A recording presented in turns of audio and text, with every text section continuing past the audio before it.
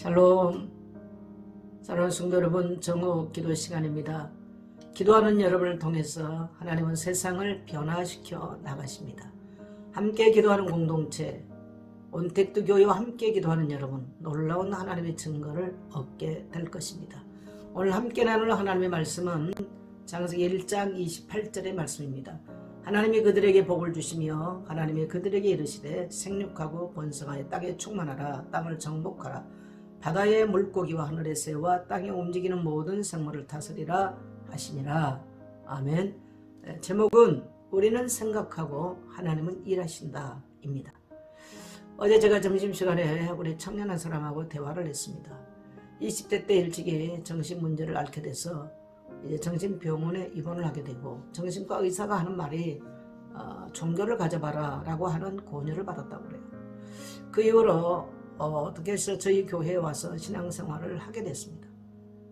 근데 우리 청년이 우리 교회에서 말씀을 듣고, 오늘 바로 읽었던 이 말씀을 듣고 자기는 놀랍게 적용을 했더라고요. 하나님이 나에게 복을 주시며 하나님이 나에게 이르시되 생육하라, 번성하라, 땅에 충만하라, 땅을 정복하라, 바다의 물고기, 하늘의 새와 땅에 움직이는 모든 것을 다스리라. 이것을 자기에게 적용을 했는데 365일 단 하루도 빠짐없이 아침에 딱 눈을 뜨고 일어나면 앉아서 이 말씀을 하루에 5번 딱 자기 귀에 대고 나 누구에게 하나님이 복을 주시며 라고 5번씩 외쳤다는 거예요. 자기 영혼이 듣고 자기 뇌가 들을 수 있도록 자기 입술을 열어서 5번. 그리고 이 말씀을 다시 상상하면서 깊은 묵상을 했다는 겁니다.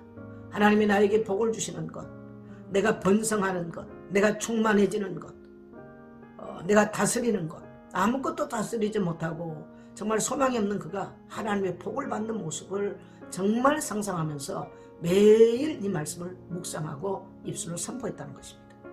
놀랍게도 그를 괴롭혔던 이 정신적 질환이 사라져버렸어요.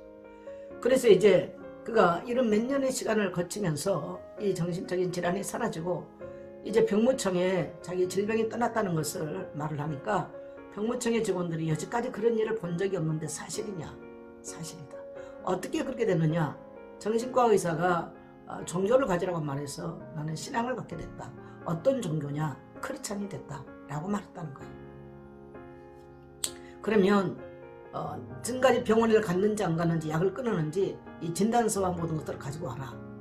그래서 이제 병무청에서 열람을 해보니까 이미 약을 처방받지 않은 것이 오래됐고 또 병원에 가지 않은 것이 오래됐다는 것을 병무청에서 확인했다는 것입니다.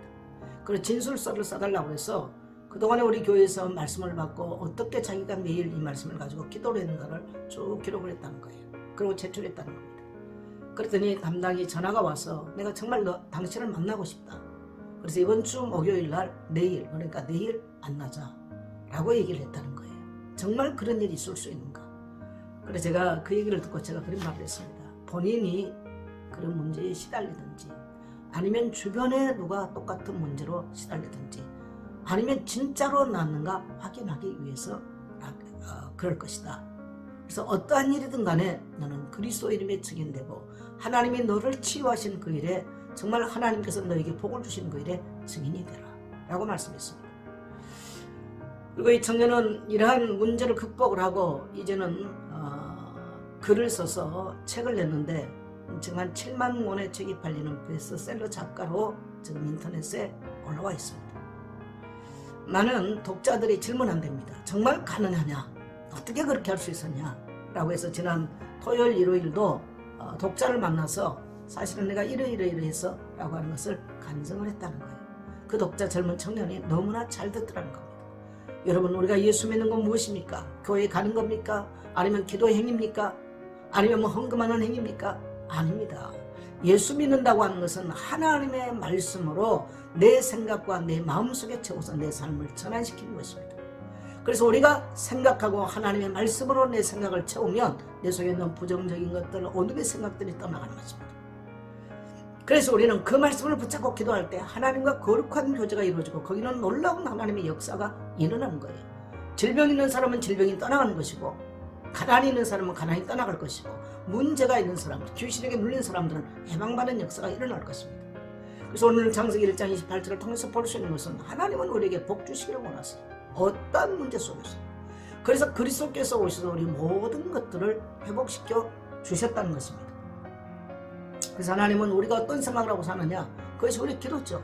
그것을 우리 입술로 선포할 때는 놀라운 권세가 일어나는 것입니다.